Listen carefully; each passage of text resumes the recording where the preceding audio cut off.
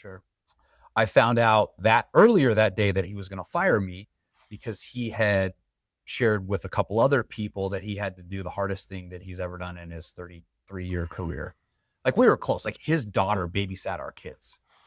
And so I walk in, so it's him and then an attorney. Like, I'm like, I don't know who this dude is. Some dude in a suit that doesn't belong in Chanhassen.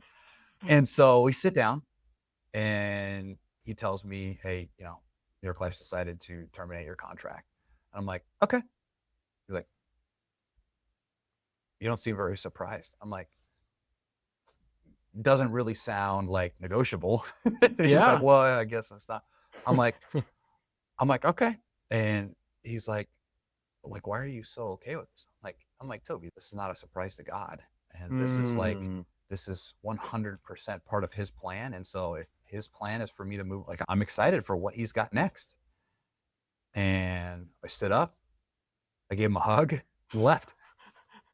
The attorney too, or no? Not the attorney. The attorney was like, what just happened?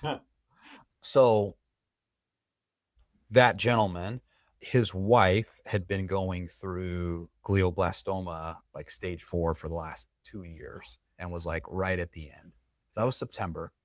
In December, she was like, all the treatment programs, all the trials, everything, and there was nothing left. And so we all went, like 40 of us went to their house and just sang worship songs and prayed over her. And I got to pray over her and him. And that's the first time I'd seen him since that day. And a couple weeks later, she passed away.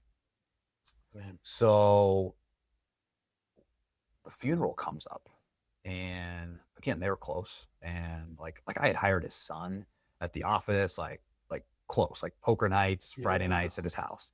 And so of course we're going.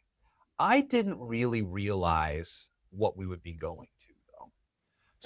At the funeral. So we go to, so it's a Grace Church.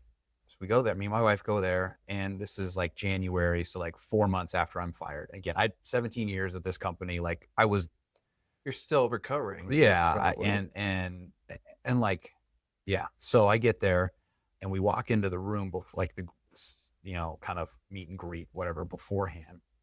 There's 100 people in the room, and 50 of them are either the people from my old office that I led that had no idea why I left. That was the last time I talked to anyone from New York Life.